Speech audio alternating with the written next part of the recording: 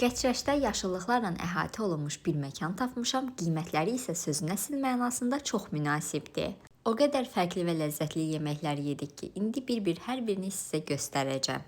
İlk dəfə idi bu cür təqdimatda və xüsusi sosda ət ruletinin dadına baxırdım, dadı möhtəşəmdir.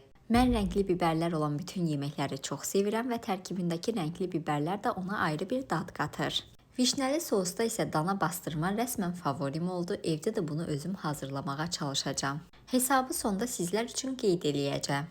Səbzili qovurmanı 2 nəfər rahatlıqla yeyə bilər. Tərkibindəki göyərtlər isə çox təzə idi. İlk dəfə idi burada xırt-xırt badımcan salatını toyuq filesi və kahılarla birlikdə təqdim olunduğunu görürdüm. Belə daha doyumlu alınırdı. Juliyenin pendiri isə uzatdıqca uzanırdı. Restoranın adı Pətək restorandır. Qubada Qəçrəşdə yerləşir. Məkan tam ailəvidir, uşaqları da nəzərə alıblar. Burada uşaqlar üçün oyun zonası da mövcuddur. Ümumi hesab 121 manat etdi. Kabinetlər, açıq hava hissəsi, ailəvi zalları var. Hətta zallarında banketlərinizi də qeyd edə bilərsiniz. Bunun üçün kifayət qədər uyğundur. Qubaya bir daha yolum düşərsə mütləq yenidən gedəcəyim məkanlar sırasına daxil oldu. Sizə də ürək rahatlığı ilə tövsiyə edirəm. Hər vaxtınız xeyir olsun. Bugün Quba Qəçrəşdəyik və burada bir honey house var, bal evi. Dedim buradan sizə də ballardan da göstəreyim. İçərisində müxtəlif hədiyyəlik məhsullar var, onları da göstəreyim. Balın min bir halı var burada. Təsəvvür edin, balla qozun, fıstığın belə müxtəlif qarışımları var.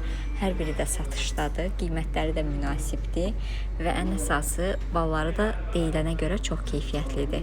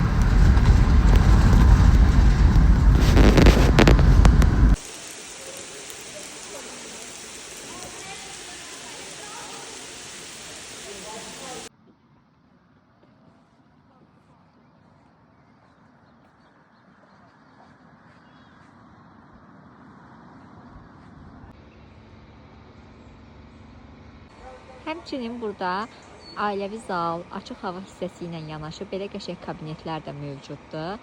İstəyən olanda kabinetdə əyləşə bilər, istəyən açıq havada və məncə çox əlverişlidir. Ən əsası qiymətləri də münasibdir.